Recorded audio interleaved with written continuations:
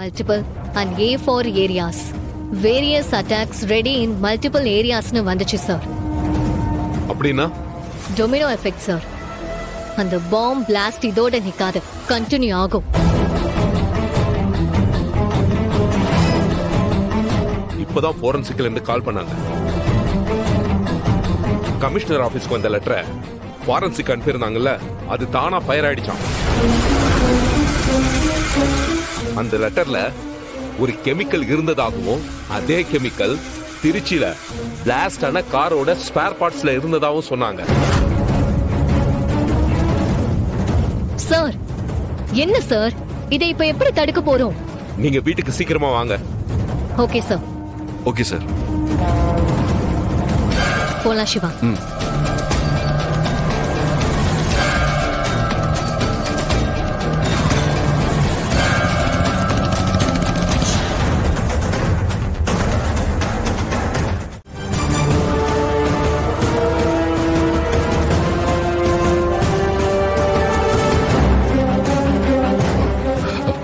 அக்கா, என்னக்கா இங்கே நின்னுகிட்டு இருக்க? யாரையாச்சும் எதிர்பார்த்துட்டு இருக்கியா?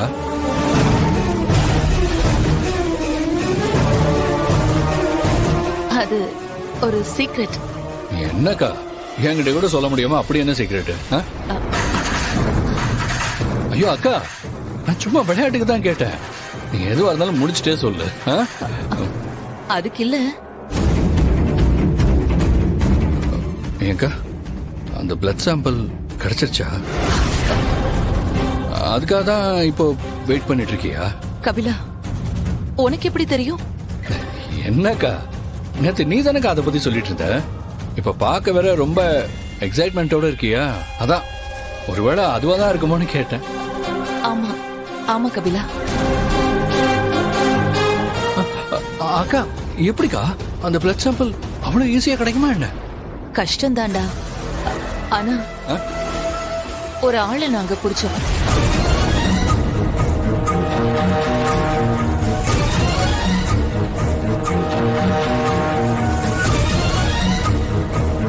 அதுக்காக தாண்டா நான் இவ்வளவு நேரமா வெயிட் பண்ணிட்டு இருக்கேன்.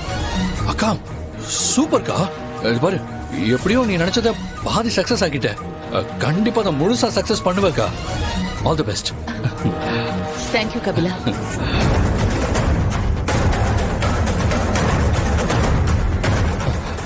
அக்கா, இவ்வளவு பெரிய விஷயத்த நீ தனியாவாக்கா செஞ்ச? உண்மையிலேயே உனக்கு வேற யாருமே ஹெல்ப் பண்ணலையா? இல்ல கபிலா, தேவையான இடத்துல கொஞ்சம் கொஞ்சம் ஹெல்ப் கிடைச்சது. ஓஹோ.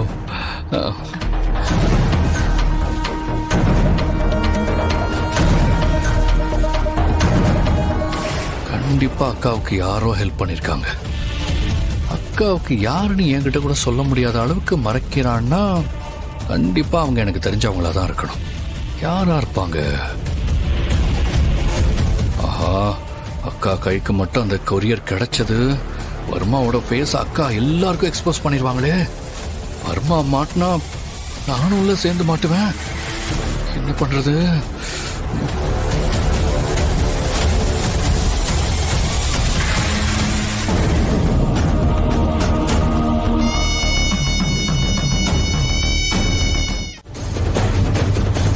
என்ன சிவா சொல்ற?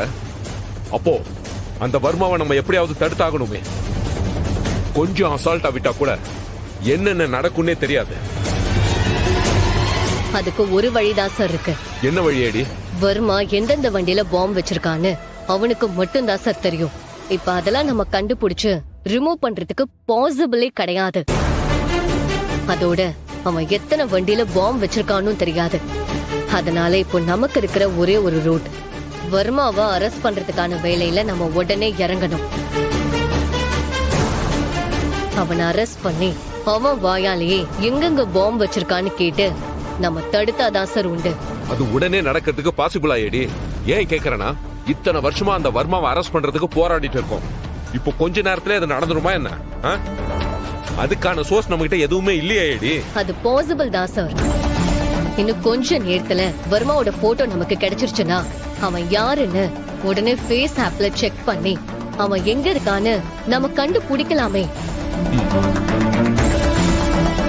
ஏடி சிவா இப்போதைக்கு நமக்கு இதை தவிர வேற வழியே இல்லை. சரி, நான் உடனே போன் பண்ணி வர்மாவோட போட்டோ எப்போ கிடைக்கும்னு கேக்குறேன்.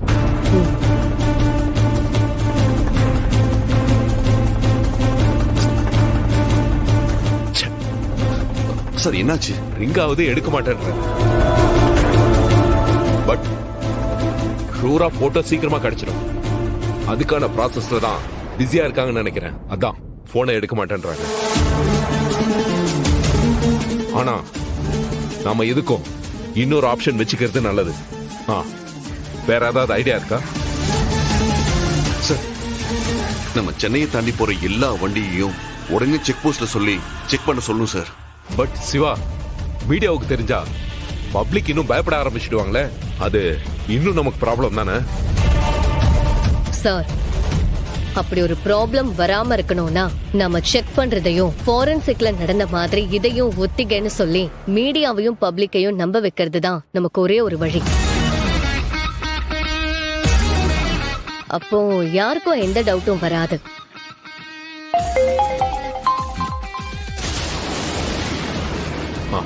ஹலோ,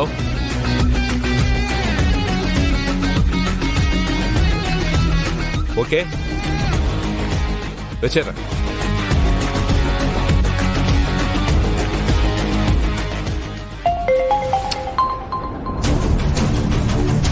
ஹலோ, அப்படியா? ஓகே, நான் கூப்பிடுறேன். சரி. சார் என்ன விஷயம் சார்? சிவா,